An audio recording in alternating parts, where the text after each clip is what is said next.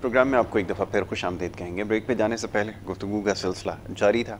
बात हो रही थी कुछ मामलात के हवाले से और एक बड़ा अहम मौजू है जिसके ऊपर गुफ्तगू हुई, वो इलेक्टोरियल रिफॉर्म्स के हवाले से। इसकी ज़रूरत क्यों पेश आ रही है और क्यों ये इस्लाहात ज़रूरी हैं, इसके ऊपर थोड़ा मौका मिला गुफ्तगू करने का। इंशाल्लाह आगे तफसीलन इसके ऊपर ज़रूर बात करेंगे, बल्कि माजी में भी इसके ऊपर हमारी गुफ्तगू रही है कि जो इस्लाहात की बात होती है इसके लिए क्यों सारी पॉलिटिकल पार्टीज़ जो हैं वो तैयार नहीं हैं। ये वक्त की अहम ज़रूरत है। और ये जो खदशात जिसके हवाले से अभी हम देख रहे हैं मुख्तलिफ प्रोग्राम्स में बात होती है जी, हर इलेक्शन के बाद एक बात सुनने को मिलती है कि जो इंतखाबात थे वो शफाफ नहीं थे, इसमें धांधली की गई। ये सारा सिलसिला कब ख़त्म होगा, लोग ये बात जानना चाहते हैं। इसके ऊपर आज गुफ्तगू करेंगे, बल्कि और भी मामलात हैं जो आज ज़ेर बहस आएंगे। लेकिन सबसे पहले मौजूद मेहमानों का जो पैनल है वो तब्दील हो चुका है। दूसरी हमारी इस नशिस्त में मेहमान है इरफानुल्लाह खान नियाज़ी साहब। उनको मैं खुशामदीद कहूँगा। पाकिस्तान तहरीक इंसाफ से आपका ताल्लुक़ है, हमारे प्रोग्राम्स में वक्तन फ़वक्तन शरीक होते हैं और पाकिस्तान तहरीक इंसाफ के हवाले से और अपनी पार्टी के हवाले से अपनी जो है वो तर्जुमानी करते हैं। इरफानुल्लाह को मैं खुशामदीद कहूँगा। बहुत शुक्रिया प्रोग्राम में वक्त देने के लिए। दूसरे हमारे एक और बड़े ख़ास मेहमान हमारे साथ मुख्तलिफ प्रोग्राम्स में शरीक होते हैं, तालीम के हवाले से और ख़ास तौर पर जो सियासी माहौल है इसके हवाले से उनसे गुफ्तगू रहती है। बड़ा अच्छा तबसरा और तज्ज़िया करते हैं जनाब अख्तर आराई साहब। इसके अलावा और बड़ी खदमात हैं प्राइवेट एजुकेशन के हवाले से, स्कूल्स के हवाले से, जो मामलात हैं, जो उनके तहफ़्फ़ुज़ात हैं, जो उनकी परेशानी है उसके हवाले से भी काम कर रहे हैं। एक बड़ी मशहूर तंजीम बनी हुई है all Pakistan private school federation, उसके सिंध के सदर भी हैं। उनको मैं खुशामदीद कहूँगा। बहुत शुक्रिया अख्तर भाई प्रोग्राम में वक्त देने के लिए। जी जनाब इरफानुल्लाह साहब, अब ये फरमाइए कि हर इंतखाबात के बाद यही बात हमेशा होती है, इंतखाबी निज़ाम जो है वो ठीक नहीं है, इस्लाहात की ज़रूरत है, लेकिन वो ख़ास वक्त के लिए होती है और उसके बाद जैसे ही कुछ दिन गुजरते हैं मामला नॉर्मल हो जाते हैं, उसके बाद सब तस्लीम भी कर लेते हैं नताइज को, सारी चीज़ें वैसे ही चलना शुरू हो जाती है। तो ये वाक़तन ऐसा कब होगा कि ये जो इस्लाहात होंगी इसके ऊपर बैठ के सबसे जो है मुशावरत की जाएगी, जो सारी सियासी जमातें हैं उनको जो है ऑन बोर्ड लिया जाएगा, वो अभी तक प्रैक्टिस नज़र नहीं आ रही, इसकी क्या वजह फरमाइए। बहुत बहुत शुक्रिया आपका यासर भाई। देखिए, पाकिस्तान तहरीक इंसाफ का तो मौक़िफ़ ही यही है कि मतलब इलेक्ट्रॉनिक वोटिंग हो जाए। ठीक। और इसी तरह लास्ट जो आप देखें सेनेट वाले मामले में बिल्कुल सही था, करते रहे, लेकिन ट्रांसपेरेंसी आया था। और दूसरा हमारे मुल्क के अवाम का मिजाज भी ऐसा हो गया कि वक्ती तौर पे तो एक चीज़ का वो करते हैं लेकिन उसके बाद फिर छोड़ देते हैं। अब रिसेंटली आप जो बात कर रहे हैं इलेक्शन की 249 मैं आ रहा हूँ उसमें एक तो, अच्छा उसमें जी तो उसमें इशू ये है कि आपको पता है कि टर्नआउट बहुत कम रहा। बिल्कुल। और सारी पार्टियां मतलब क्लेम कर रही हैं कि जी धांधली हुई। तो भाई जब सारे ही क्लेम कर रहे हो, मेजर पार्टीज उसमें सारों ने कॉन्टेस्ट किया, तो आप उस पर क्यों नहीं आते, इलेक्टोरल रिफॉर्म्स में क्यों नहीं आते। अब इंशाल्लाह ताला हमारी गवर्नमेंट उम्मीद है कि इस पर आईनी तरमीम लेकर आने की कोशिश कर रही है और हमें उम्मीद है कि ये जो जितने भी मतलब चीखना चिल्लाना ख़त्म हो जाएगा और एक तो इलेक्ट्रॉनिक रिफॉर्म्स हो जाएंगे। उसका फ़ायदा ये होगा कि हर 15 से 20 मिनट में रिजल्ट आ जाएगा। 25 मिनट लगते हैं उसमें सारे प्रोसेस में रिजल्ट आ जाएगा। हर किसी को फ़ौरन ये नहीं कहेगा जी वो गायब हो गए, पोलिंग एजेंट्स गायब हो गए, पुराना देर हो गई, फॉर्म 45 का चक्कर हो गया, चक्कर ही खत्म हो जाएगा।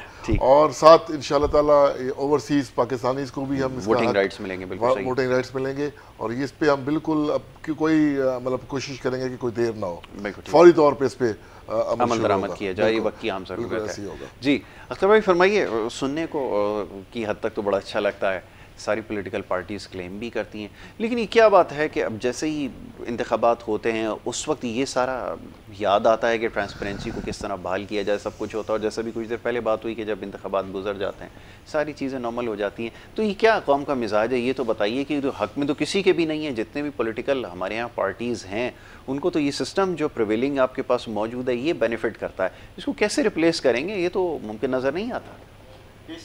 हमारा कौमी मिजाज ऐसा है। दूसरी बात यह है कि ट्रस्ट डेफिसिट है।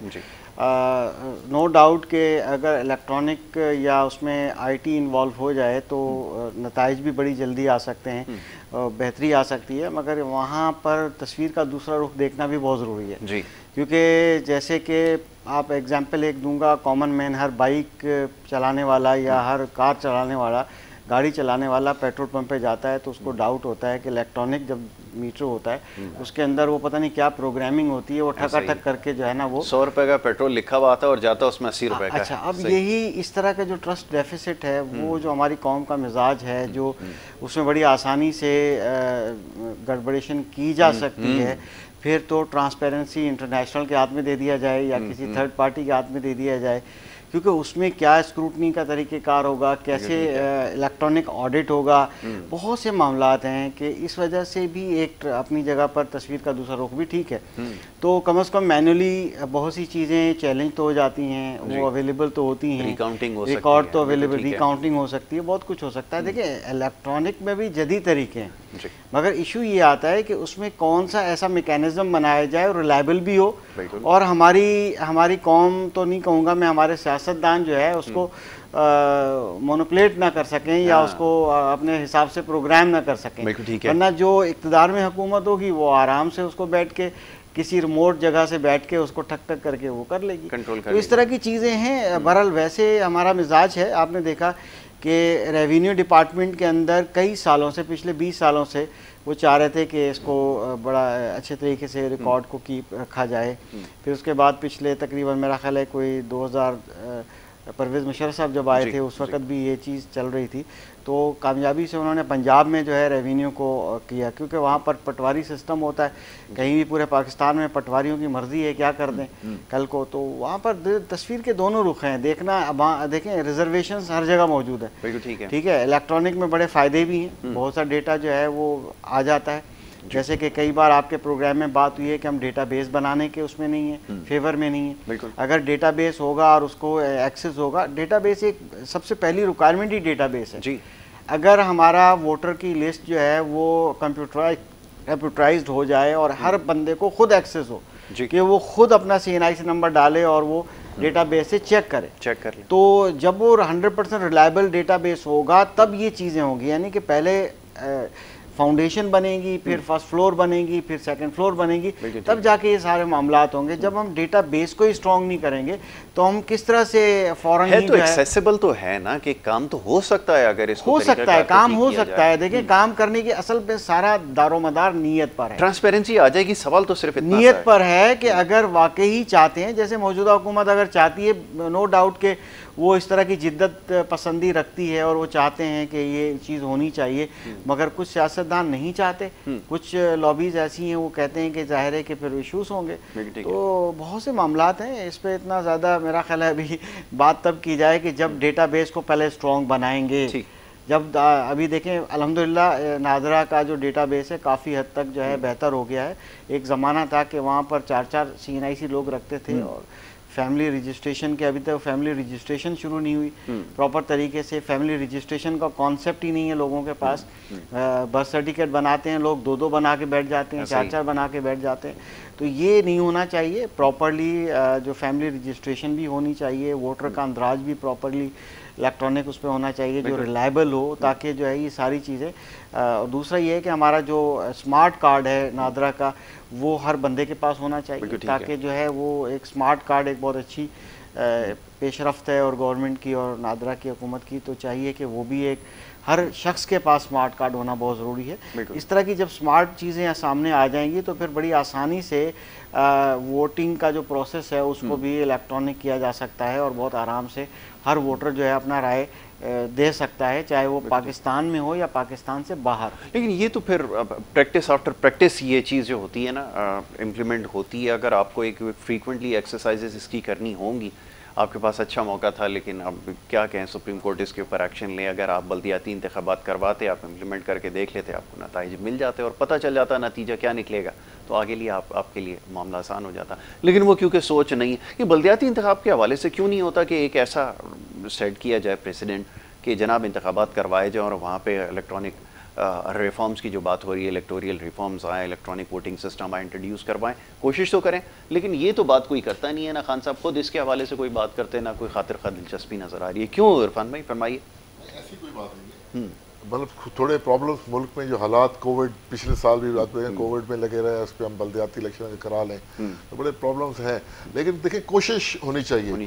कोशिश जैसे हुंडी का एक था मामला, हमारी गवर्नमेंट ने रोशन डिजिटल अकाउंट खोला, देखिए उससे लोगों ने बड़ा इसका एतराज़ किया कि क्या होगा, कैसे होगा। आज उससे इतना फ़ायदा हुआ कि पाकिस्तान में एवरी मंथ $2 बिलियन मतलब पाकिस्तानीज भेज रहे हैं, एक बैंक के थ्रू भेज रहे हैं, तो हमारे मुल्क को फ़ायदा हो रहा है ना। बिल्कुल ठीक है। तो कोशिश की, उसको लोगों ने अपनाया, लोगों ने पसंद किया, उस पर काम शुरू हो गया। ठीक है। तो इसी तरह आप जो कल हमारे मतलब मिनिस्टर्स ने इस चीज़ में बयान दिया कि हम इसको इंशाल्लाह ताला आईनी तरमीम फौरी तौर पे लेकर आएंगे, ताकि आने वाले टाइम में जो भी कोई इलेक्शन हो तो हम उस पर एक ट्रायल बेस पे हम उसको इलेक्शन करा सकें। कोई भी बलदियाती इलेक्शन आ जाता है या उससे पहले कोई ऐसा बाई इलेक्शन आ जाता है तो उस पर ट्रायल इंशाल्लाह ज़रूर होगा। पूरी कोशिश इस पर ये है कि अच्छे से अच्छे तरीके में मामलात में ये चीज़ें हों, ताकि ये जो जैसे मामलात होते हैं कि जी धांधली हो गई, हर बंदे ही कहने लग जाते हैं धांधली हो गई, जीतने वाला भी कह रहा होता है, हारने वाला भी कह रहा होता है। अब मतलब इंसान कहाँ जाए।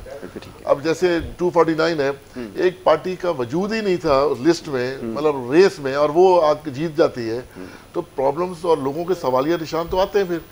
तो इन्हीं चीज़ों को ख़त्म करने के लिए इमरान खान कह रहा है कि भाई इसमें हम रिफॉर्म्स करें, हमारा साथ दें। तो जितना अगर वो साथ देंगे, अगर वो मुल्क की खातिर बेहतरी चाहते होंगे तो साथ दे देंगे, खड़े हो जाएंगे। अगर वही सियासत ही करेंगे तो फिर वही प्रॉब्लम अटकाएंगे कि नहीं होगा, इसमें प्रॉब्लम आ जाएंगी, इसमें कोई मतलब कोई आप धांधली कर लोगे, या जैसे कह रहे हैं कि भाई रिमोट दबाएंगे और वो ठक ठक चेंज हो जाएगा। ये हमारे लोगों का माइंड अभी चेंज ही नहीं हो रहा।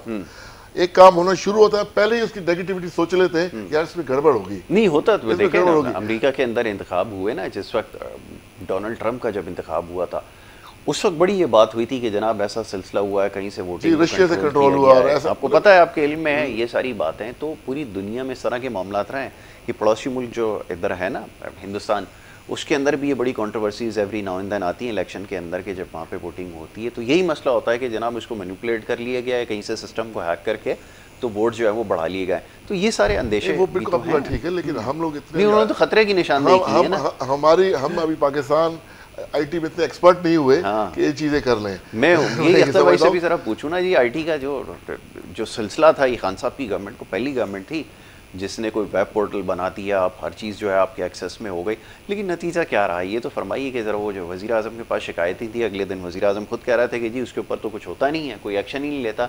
तो ये भी तो आपके यहाँ मसला है, इसको कैसे दूर किया जाए ये तो फरमाएं।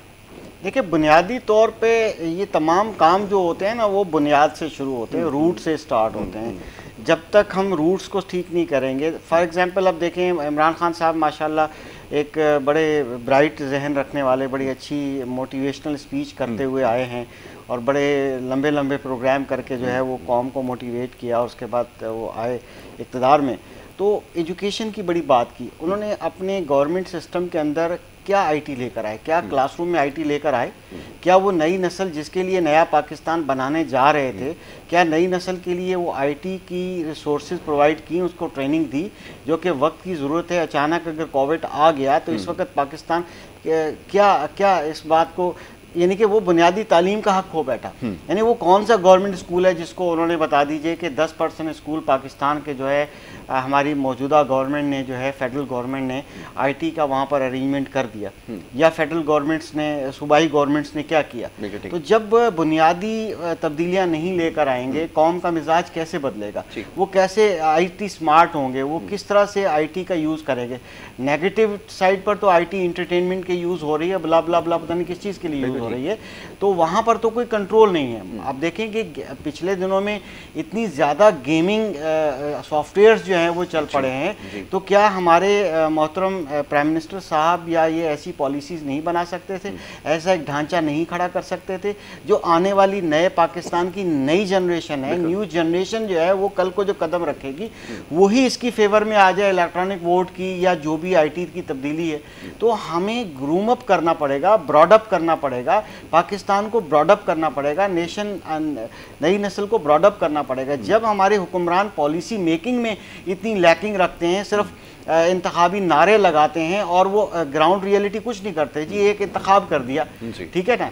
अब आप देखें, आप वहाँ दूसरी तरफ देखें कि आप काम ख़त्म हो गया, जॉब्स ख़त्म हो गई, माइक्रो लेवल तक का जो बिज़नेस था, एक ठेले वाला, वो बेचारा परेशान है, ठीक है। कुछ लोग मुफाद परस्त हैं, वो ज़ाहिर है कुछ शायद बिज़नेस कमा लेते होंगे, अगर कोई मास्क बेच के या कुछ और चीज़ करके। मगर क्या किया, देखें आपने नंगर खाने तो खोल दिए, आपने कारखाने क्यों नहीं खोले, आपने जॉब पे क्यों नहीं लगाया। एक रोटी देना जो है वो ठीक एकदम नहीं है, एक आपने कहीं भी खाना खिला दिया, आपने दस्तरखान बना दिया, ये एक सही काम नहीं है। काम ये है कि उसको एक रोटी कमाना सिखाओ, वो रोटी पकाना सिखाओ कि ये रोटी पकते कैसे है। जब इस तरह का छोटी माइक्रो लेवल पे कुछ चीजें होंगी, फिर उसी कॉम को जो है ना IT स्मार्ट बनाओ प्रोडक्टिविटी के लिए। IT के बगैर जीना मुश्किल है इस वक्त, ठीक है ना। हमारा तो यही हमेशा तकाजा, बल्कि हम लोग गुजारिश करते हैं, खुदारा हमारी कौम पर रहम कीजिए, नया पाकिस्तान बनाते हैं तो नई सोच डेवलप कीजिए, नई जिद्दत पैदा कीजिए। दुनिया पता नहीं कहाँ पहुँच गई, आप बातें एग्जांपल्स दे रहे थे डिफरेंट ममालिक की, बिल्कुल ठीक है, मगर हमें अपने मिजाज को भी डेवलप करना है। हमारे तालीमी इदारों के अंदर IT स्मार्ट, चलो ठीक है प्राइवेट सेक्टर तो करता है, जो कि आपकी रिस्पॉन्सिबिलिटी है 25A के मुताबिक, वहाँ पर तो कोई बात ही नहीं करते। पेरेंट एसोसिएशन है वो हमें लड़वाने के चक्कर में रहती है। आम आवाम बेचारी सादी इतनी है, उनकी सादगी पे कुर्बान जाऊं कि वो किसी के भी कहने के जी वो फीस ना दीजिए, ये 20% का ऑर्डर आ गया, ये फला हो गया। अरे भाई, आप अपना पेरेंट एसोसिएशन आपकी फेवर में नहीं है। अगर कोई भी पेरेंट एसोसिएशन आपकी फेवर में है, तालीम की बहाली की फेवर में है, तो वो गवर्नमेंट से अपना हक मांगे। ठीक है, एक पब्लिक स्कूल में पढ़ने वाला बच्चा, उससे 5,000 से ज्यादा उस पर खर्चा आता है, मगर प्राइवेट स्कूल को सलाम पेश करते हैं कि जो आम तौर पे 60% ऐसे स्कूल है जो 1,500-2,000 रुपये फीस तक के स्कूल हैं। ठीक है, इस तरह से आप ऊपर जाएंगे तो 5,000 तक के जो स्कूल हैं वो तकरीबन इस मुल्क में जो है वो 90% है। 5,000 के अंदर अंदर डिपेंड करता है कि इस्लामाबाद में स्कूल है, अगर वहाँ पर 8,000 वाला स्कूल जो है वो एलीट क्लास की कैटेगरी में आ जाता है, तो इसीलिए वहाँ पर एक ऑर्डर पास कर दिया सिर्फ इस्लामाबाद एरिया के लिए कि उनको 20% रिलैक्सेशन दे दीजिए। मगर 8,000 से कम वाला स्कूल, या पिछली सुप्रीम कोर्ट ने जो है 5,000 की बात की थी, 5,000 से कम का स्कूल कतई जो है वो 20% नहीं दे सकता। हाँ, 20% तब दिया जा सकता है जब गवर्नमेंट जमानत दे कि 100% रिकवरी भी होगी, साथ में नोटिफिकेशन 100% रिकवरी का भी आना चाहिए और उसको श्योर करना चाहिए। फिर तालीमी इदारे प्राइवेट वाले IT को इंट्रोड्यूस करके बैठे हैं, कामयाबी से ऑनलाइन पढ़ाने की कोशिश कर रहे हैं, माँ सवाए वो 2,000 से कम वाले स्कूल। तो इस तरह से देखिए IT की जब बात करते हैं, IT कैसे प्रवान चढ़ेगी, किस तरह से ये सारा मामला होगा। ग्रास रूट लेवल के ऊपर जब तक ग्रॉस रूट लेवल पे काम नहीं होगा, जब तक गवर्नमेंट सपोर्ट नहीं करेगी, गवर्नमेंट स्ट्रक्चर नहीं बनाएगी, ढांचा नहीं पेश करेगी।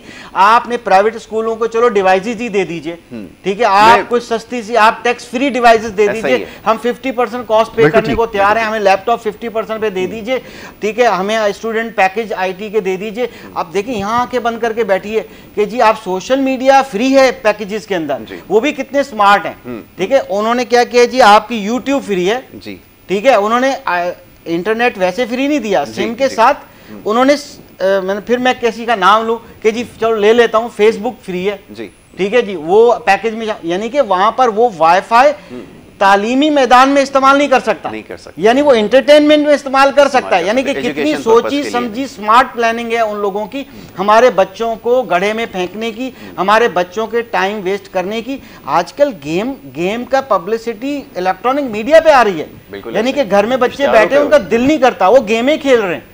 ठीक है, आप किस तरह का ढांचा खड़ा कर रहे हैं। अच्छा अख्तर भाई, इसके ऊपर मैं जरूर बात करूंगा। ये अभी बात एजुकेशन रिफॉर्म्स के हवाले से आप कह रहे थे, और गुफ्तगू ये हमारी इस बात पर हो रही थी कि ये हमारी क्योंकि प्रैक्टिसेस नहीं है, IT कल्चर डेवलप नहीं किया, तो इसलिए बेसूद आप समझते हैं कि ये साबित होगा।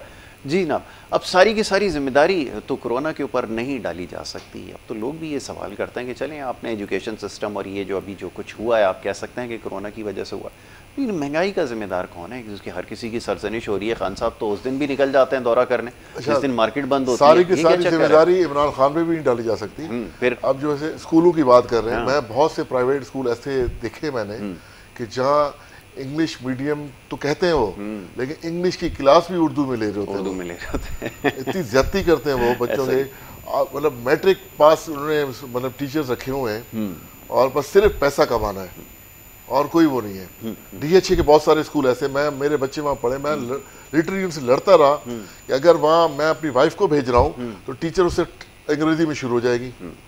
अगर मैं वहां जाता हूँ, मैं थोड़ी उनसे इंग्लिश बोलूंगा, चुप होकर उर्दू में आ जाएंगे। बिल्कुल ऐसा ही मेरे बहुत से झगड़े हुए। क्लास में टीचर उनसे किसी बच्चे को अंग्रेजी ही नहीं आती। आप बात, अब फिर आप इंडिया में चले, इंडिया को देख लें, उनका एक पान वाला भी अंग्रेजी बोल रहा होता है। तो ये हमारे लोग, मतलब एक हालत, सारी चीजें गवर्नमेंट पे थोड़ी डाली जा सकती है। अगर आपका बच्चा गेम खेल रहा है तो आप उसको पाबंद करें, लेकिन ये जो ऑनलाइन क्लासेस का ड्रामा हुआ, हमारा अपना कल्चर ही नहीं था। ड्रामा आपके ख्याल में? मैं कहता हूँ बिल्कुल ड्रामा हुआ। तो फिर क्या करें? कल्चर ही नहीं। भाई लैपटॉप खरीद के दे दिए, मेरे 4 बच्चे, चारों को लैपटॉप दे दिया। मैं कहता हूँ शायद ही पूरे मतलब 6 महीनों में उन्होंने 1 महीना क्लास लियो, टीचर नहीं है, बच्चे पूरे नहीं है, टाइम लाइट भी नहीं होती, लाइट नहीं हो गई, 10 मतलब हम तो उसमें चल ही नहीं पा रहे ना। हमारा गरीब मुल्क है, इन चीज़ों को लोग मद्देनजर रखें कि जिस तरह हमारी जब गवर्नमेंट आई, किस टूटा फूटा हमें एक मुल्क दिया गया, जिस मामलात में। अच्छा अब आईटी इमरान खान ने एक मिनिस्ट्री तो कर दी, अब उन मिनिस्टर का काम है ना, वो भी पाकिस्तानी है भाई, आप उस पर रिफॉर्म्स लेकर आए, काम करें। अगर वो काम नहीं करेंगे तो क्या करें? देखिए ये चीज़ सारी हमारी जो इत्तेफाक से कह लूँ या बदकिस्मती से इमरान खान आया, लेकिन उसकी जो गवर्नमेंट आई ना, वो उसके साथ जो लोग हैं, मतलब अलाइज जो है ना, वो अपने वही मफाद परस्ती में लगे हुए हैं। अपना मतलब जैसे चाह रहे हैं कि अपने आप को करप्शन बचाए, हमारी मजीद जो साथ जोड़ चुके हैं। मैं तो बिल्कुल क्लियर आपके चैनल में कह रहा हूँ, करप्शन बचाने के लिए आए हुए हैं। इन गवर्नमेंट को कमज़ोर किया जा रहा है। इमरान खान ब्लैकमेलिंग पॉइंट पे आए हुए हैं। लेकिन अब वो, मुझे जो लगता है जिस तरह अपनी स्पीचेस करने लगे हैं, मैं नहीं समझता कि आप आगे वो असेंबली मजीद चलाएंगे। वो बिल्कुल आके अवाम में आएंगे कि भाई मुझे मतलब इस मामले में। अच्छा, फिर रही महंगाई की बात। आज मैंने आप रमजान गुफ्तगू कर लें, ब्रेक के लिए कह रहे हैं ना, इसी के ऊपर शुरू करेंगे ना। ब्रेक से जब वापस आऊंगा तो मैं आपको मौका दूंगा ना, इसी के ऊपर हम बात करेंगे। तो एक छोटी सी ब्रेक के लिए कहा जा रहा है, ये बड़ा इंपॉर्टेंट पॉइंट है, मैं चाहूंगा जरा इसके ऊपर तफसीलन गुफ्तगू की जाए। तो एक ब्रेक लेकर वापस आ रहा है, हम देखते रहें गुड मॉर्निंग कराची।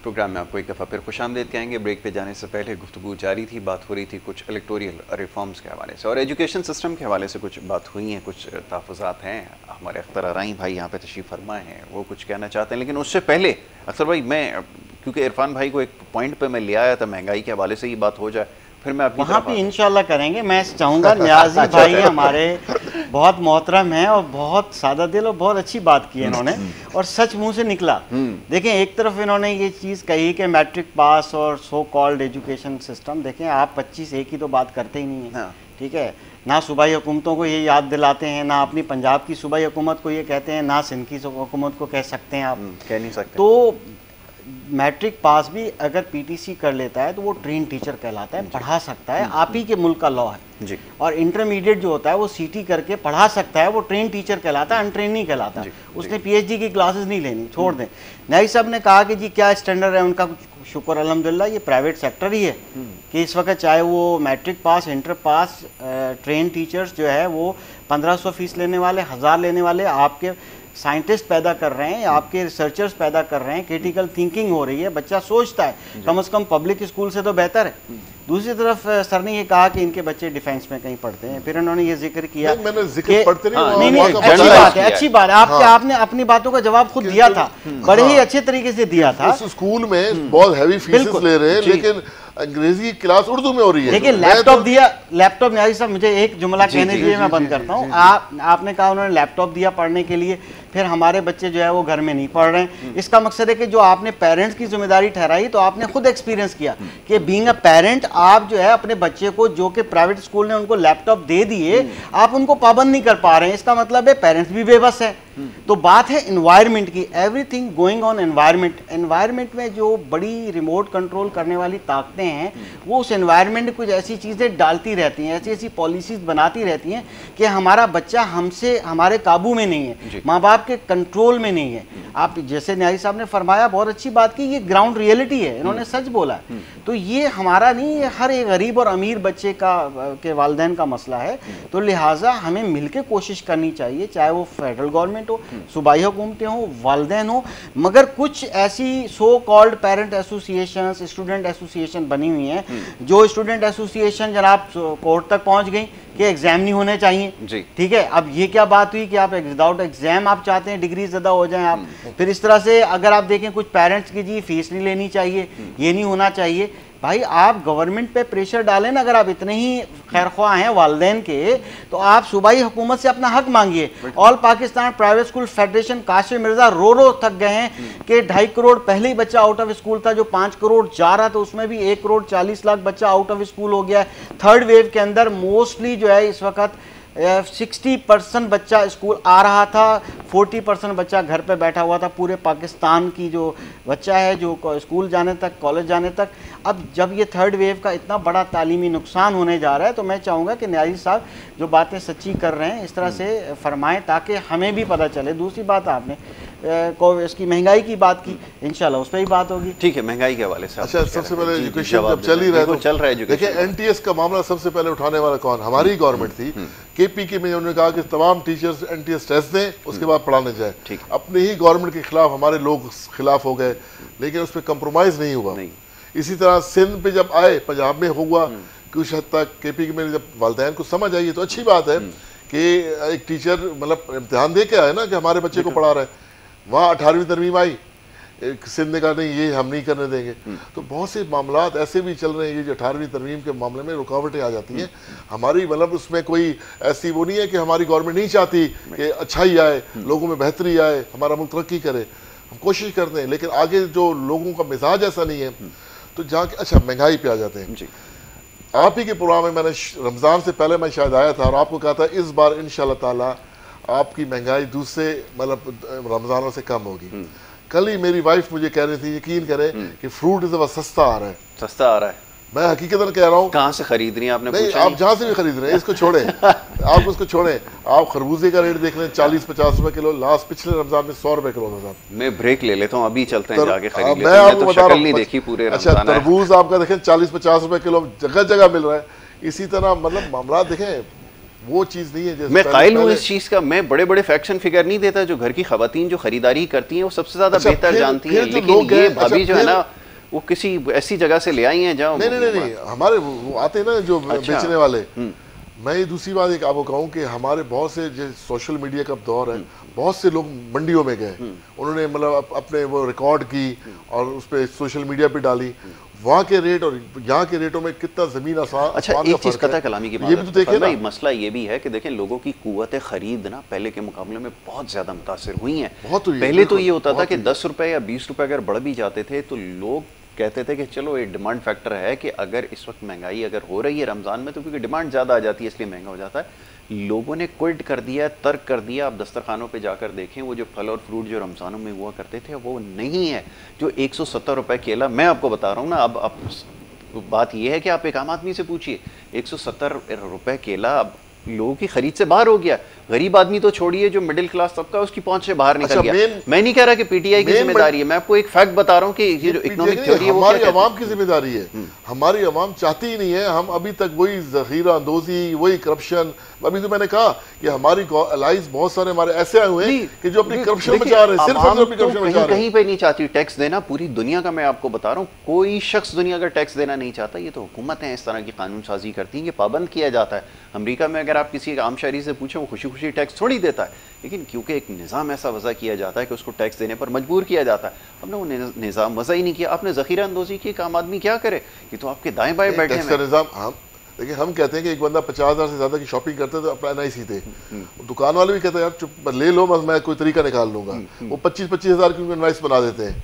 मैं आपको एक सच्ची बात बताऊं, देखिए फरमान भाई, देखिए ये अब बात समझने की ये कि अब 50,000 रुपये आपको पता है क्या है? जो घर का राशन पहले 10,000 रुपये में आता था ना, वो पहुंचकर 50,000 तक पहुंचा दिया आपने। अब घर का राशन खरीदने के लिए जाए और NIC की कॉपियां अगर बांटता रहे तो अब 50,000 तो वो 50,000 नहीं रहा, उसकी तो आपने कदर 5,000 रुपए की कर दी। अब ये भी तो इकोनॉमिक साइंसेज है, ये मैं खैर इसके ऊपर कभी फिर बात करूंगा। इसको भी तो समझें कि अब वो 100 रुपए का नोट 100 रुपए का नहीं है, उसकी जो वैल्यू है, उसकी कदर और कीमत वो 10 रुपए के बराबर हो गई है।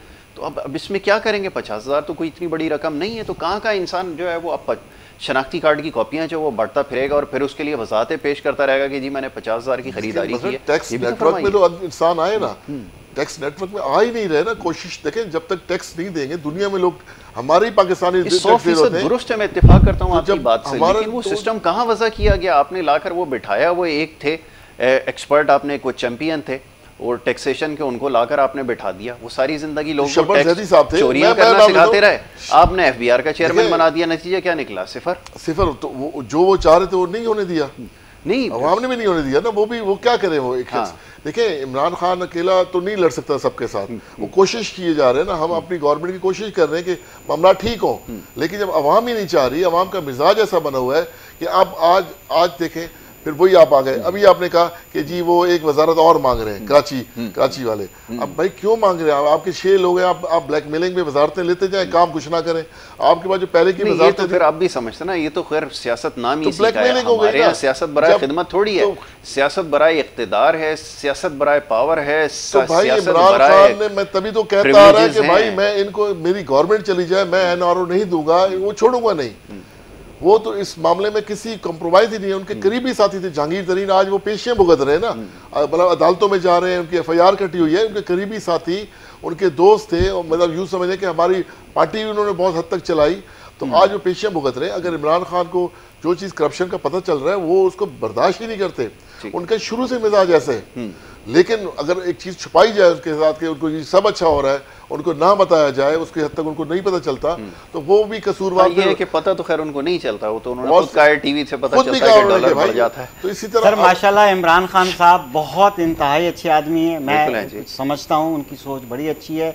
वो अपनी फैमिली के लिए पैसा इकट्ठा नहीं कर रहे हैं, उनको कोई करप्शन की रिक्वायरमेंट नहीं है।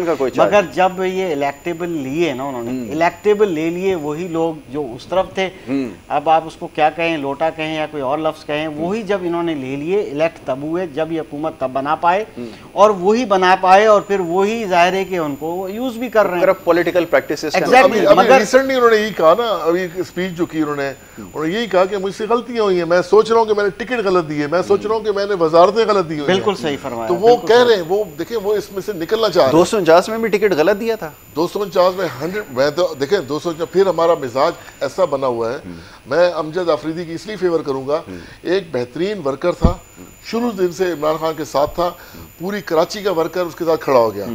लेकिन कुछ लोग, या मैं कहूंगा कि ऊपर के जो लोग हैं, नहीं चाह रहे थे कि एक गरीब आदमी असेंबली में आ जाए। ये बात नहीं है, मगर पीटीआई ने काम नहीं किया सर। ये माने कराची को क्या दिया? 249 का वोटर तब घर से निकलता है, आप टर्न आउट देखें, तब निकलता कि अगर आपको कराची की आपने मेट्रो चला दी होती, रोजे का मेट्रो को आपने जो पानी का प्रोजेक्ट है वो दिया होता। एक सर जी, एक पार्टी है जिसकी जो दौड़ में शामिल नहीं है और वो पहले नंबर पे आ जाती है, तो ये क्या कहानी हो रही है? ऐसी कोई बात नहीं, ऐसी ही बात हुई है। जब पानी के वादे पर 249 में पानी के वादे पर वोट लिए थे जिस भी मोहतरम शख्सियत ने, अब क्या बार बार नाम ले, और जब किसी ने ये कह दिया, किसी वो आप ही का, हम तो पीटीआई की बात करेंगे ना, वो पीटीआई के रिप्रेजेंटेटिव था, जब उन्होंने पानी मांगा कि आपने तो वादा किया तो आप तो हल्के में आते नहीं है, तो उन्होंने अपने ड्राइवर को बोला कि जी ये वो पानी की बोतल निकाल के लाना, तो मिनरल वाटर की निकाल के एक अवामी बंदे को पेश की जा रही है। इस तरह का बोंडा मजाक किया जा रहा है। तो फिर आप क्या समझते हैं कि पीटीआई ने वो कौन सा काम किया? हल्का था 30 साल में जितना काम हुआ, अगर चारों ने भी काम हुआ तो पीटीआई ने किया। क्या काम किया बताइए? आप जाए देखें, वो सड़कें बनी हुई हैं, उसको छोड़े, ये बड़ी डिबेट है, मगर काम नहीं किया, वोटर को नहीं निकाल सके। देखिए वोटर ना निकलना, मंदुखेल साहब ने कुछ न कुछ काम किया है, मैं आई विटनेस। अच्छा देखिए कुछ न कुछ काम किया, भाई हुकूमत है, कोई काम नहीं किया, सिर्फ करप्शन की उन्होंने और चीटिंग करके आ गया है। मैं एक स्टेशन का इंचार्ज था, 3 स्टेशन मुझे दिए गए, वहां पे टर्नआउट इतना कम रहा कि वोटर ही नहीं निकला। असल सवाल टर्नआउट पर है। अच्छा वहां पे क्या था? जीत हार जीत किसी की भी हो सकती है, वो आप वोटर निकाल पाए? सर वो इलाका न्याजी फैमिली का था, मैं बताता हूँ ना, न्याजी फैमिली बहुत सारे मतलब इमरान खान के साथ हैं, जुड़े हुए हैं एज मियाँ वाली की सियासत की वजह से या मियाँ वाली के नाम की वजह से। मैं वहाँ पे था, वहाँ पे वोटर हमारा न्याजी वोटर भी था, बहुत कम निकला, लेकिन निकला, बाकी तो खाली पड़े हुए थे सारे। आपने खुद फरमाया नहीं निकला, यानी न्याजी वोटर नहीं निकला, रमजान रोजे की वजह से, इस तरह से रोजे की आप वोटरों को निकाल नहीं पाए, सबसे बड़ा मसला ये है। वो फैक्टर रमजान में था। अभी आप री इलेक्शन करवा दें, आप देखें सारा पूरा आपके बस में था, आप इसको डिले करते थे, ये है आप रमजान के बाद लेते। आप कह दीजिए, मेरा सवाल भी यही है, आप कह दीजिए कि जनाब अगर ये खदशात थे जब पीपल्स पार्टी ये तकाजा कर रही थी, बड़ी हैरानकुन बात है कि जो पार्टी कह रही थी कि जिसको डिले कर देना चाहिए वो जीत गए, और बाकी जो लोग थे वो ये कहने लगे, चंद एक लोगों ने कहा कि वहाँ पर क्योंकि कोरोना की जो शरह 2% से कम है तो टेक्निकली स्पीकिंग तो वहाँ पे इलेक्शन हो सकता है। अब अपनी हार को ये जवाब बनाना कि जी रमज़ान की वजह से नहीं है, तो सवाल ये पैदा होता है कि अगर वहाँ पर काम नहीं हुए तो उसकी जिम्मेदारी किसकी थी, और अगर आप जैसा फरमा रहे हैं कि वहाँ पर काम हुए थे तो किस कैपेसिटी में हुए थे कि जो पूरी कराची में काम नहीं हो सकते। कराची की अवाम ये प्रोग्राम देख रहे हैं, ये तो ज़रा खुदारा बताइए कि अगर वहाँ आप कहते हैं जैसा भी आपने कहा हमने काम किए जो पहले कभी नहीं हुए, वो किस कैपेसिटी में हुए जो पूरी कराची में नहीं हो पा रहा है इख्तियारात की वजह से, और अगर नहीं किए तो फिर जिम्मेदारी किसके ऊपर आयद होती है, ये तो फरमाइए ज़रा। नहीं, जिम्मेदारी देखिए नहीं की, हमने तो किए काम। अच्छा, आपने किए, वो किस कैपेसिटी में किए? वो तो कहते हैं कि जी वो जो सिंध हुकूमत हमें काम नहीं करने देती, वो समुंदर से पानी की लाइन निकाल के ले आए थे ना, जो इलेक्शन में वादे किए थे वाडा साहब ने। बात ये नहीं है, बात वाडा साहब ने बिल्कुल बाकी एमएनए से ज्यादा बजट वहाँ पे अप्रूव कराया। अभी भी 5.5 करोड़ का काम पाइपलाइन में है, वो वहाँ पे हो रहा है। अगर अमजद आफरीदी हार गया है तो फिर भी वहाँ काम होगा इंशाल्लाह ताला। और वहाँ के लोग कहते हैं कि हमें सड़कें दी गई, जहाँ बिल्कुल टूटी फूटी सड़कें दी वो बनाई गई।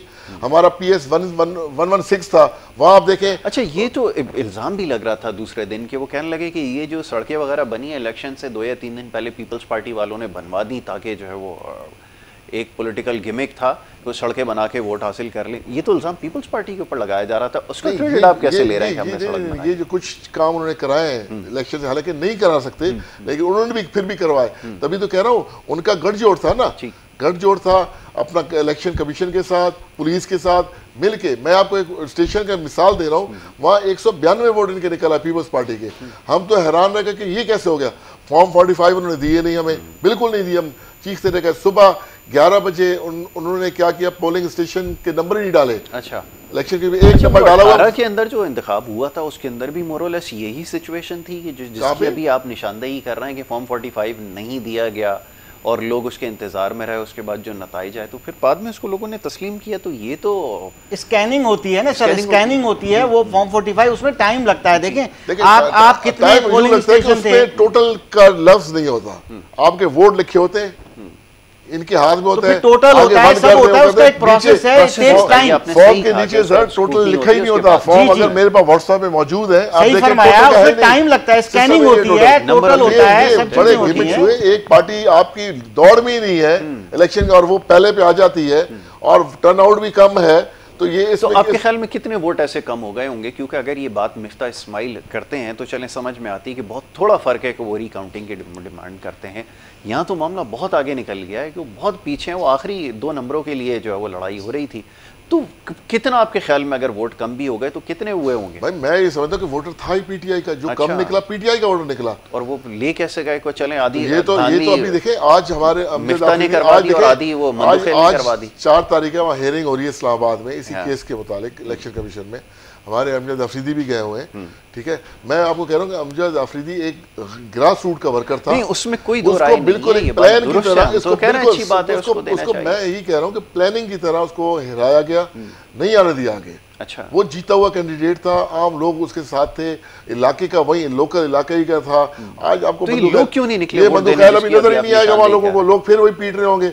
क्या पीपल्स पार्टी 2.5 सालों में, क्या ये जो रोड सड़कें खराब है इमरान पीटीआई ने 2.5 सालों में खराब की है क्या? ये PIA रेलवे सारी अलग बात है, 2.5 सालों में खराब हुई है क्या? 3 अलग बातें। नहीं अलग बात है, सारी वही चीजें। मेरी अर्ज सुनिए ना, एक अभी आपने कहा कि देखें लोग वोट डालने के लिए नहीं निकला, आपने कहा ना जी बिल्कुल रमजान की वजह से। दूसरा आपने कहा कि वो जो टॉप लीडरशिप थी वो नहीं चाहती थी कि अमजद जीते, ऐसा ही है। और तीसरा आपने कहा कि पीपल्स पार्टी हाथ कर गई। तो इसमें से सही बात कौन सी है, किसको सही माना जाता है? सारी बातें सही हैं। नियाज़ी साहब ने बताया कि नियाज़ी फैमिलीज भी नहीं निकली, सारी बातें ठीक है, उनका टर्नओवर कम नहीं रहा। एक रमजान का फैक्टर था, लोग रमजान की वजह से नहीं आ सके, पोस्टपोन कर देते, आप डिले कर देते इलेक्शन, फिर आप क्या करते? पीपल हम तो सर जीत रहे थे, हम आपके मैं आप ही का जवाब दूं, हम तो सर विनिंग पोजीशन में थे। ठीक है, आपका वोटर था, मान लिया, आप रमजान का महीना पास करते, कोविड को कम होने देते, और फिर उसके बाद जैसे उन्होंने रोड बनाए पीपल्स पार्टी ने, मैं पीपल्स पार्टी का नहीं हूं, मैं न्यूट्रल हूं, आप क्या करते कि समुद्र से लाइन पानी की निकाल के वहां से 1 महीने में लगा देते, उसके बाद इलेक्शन करते, आप जीत जाते। वो वाडा साहब आए, लेकिन ऊपर से उनको शुकाज देने शुरू कर दिए इलेक्शन कमीशन ने, नहीं हमारा शुकाज शुरू कर दिए। नहीं तो उनको 2.5 साल गुजर चुका है। चले, अगर वो उनके मिनिस्टर्स काम करवा रहे हैं तो कोई पूछने वाला नहीं है उनको। हमारा कोई मिनिस्टर आ रहा है, अगर वाडा साहब भी आ रहे हैं, उनको शुकाज इशू किए जा रहे हैं, या हल्के में नहीं आ सकते, तो वो कैसे काम कर रहे हैं? पॉलिटिकल डोमिनेंस ये कॉन्स्टिट्यूशनल, उनको राइट है ना 18 अमेंडमेंट की वजह से कि वो डिलीवर कर सकते हैं सूबे के। सर महंगाई से कहां चले गए 249 में? महंगाई के लिए 2 जुमले बोल दें।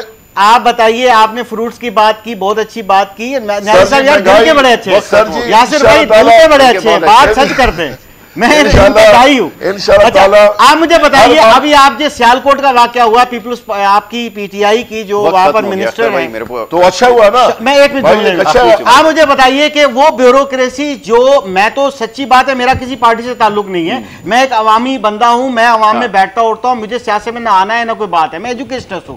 मुझे ये बताइए, यही वो ब्यूरोक्रेट्स होते हैं ना जो आपकी उल्टी सीधी समरियां पास बना के देते हैं, अपना कट मांगते हैं, आपने उसको पब्लिक के सामने उसकी कमिश्नर की जो है ना बेइज्जती, चलिए ये एक अलग आपकी लैंग्वेज देखिए, लैंग्वेज की बात, नॉन इलेक्टेड मैडम साहबा की लैंग्वेज देखें, आप जाने ब्यूरोक्रेसी जाने सियासत जाने, मगर आप दोनों मिले हुए हैं, तो अवाम के मसाइल हल करने निकले ना वो। ठीक है, क्या प्रोग्राम बैठ के मसला खत्म हो गया। बहुत शुक्रिया इरफानुल्लाह खान नियाज़ी भाई, हमारे पाकिस्तान तहरीक इंसाफ से गुफ्तगू कर रहे थे। अभी कुछ ऑफ कैमरा जो है वो बातें होंगी, लेकिन यहाँ पर क्योंकि प्रोग्राम का वक्त खत्म हो गया, अख्तर राई बहुत शुक्रिया, हमारे भाई प्रोग्राम में शरीक रहे, गुफ्तगू हुई, कुछ सियासी मामलात के हवाले से बात हुई है। बहरहाल जी समझने की कोशिश कर रहे हैं, ये मामलात ऐसे हैं, इंशाल्लाह आगे इसके ऊपर गुफ्तगू होती रहेगी। प्रोग्राम का वक्त क्योंकि यहाँ पे खत्म हो गया, इजाज़त लेने का वक्त है, कल इंशाल्लाह आपसे दोबारा मुलाकात होगी। मोहम्मद यासिर को और हमारी टीम को दीजिए इजाज़त। अल्लाह।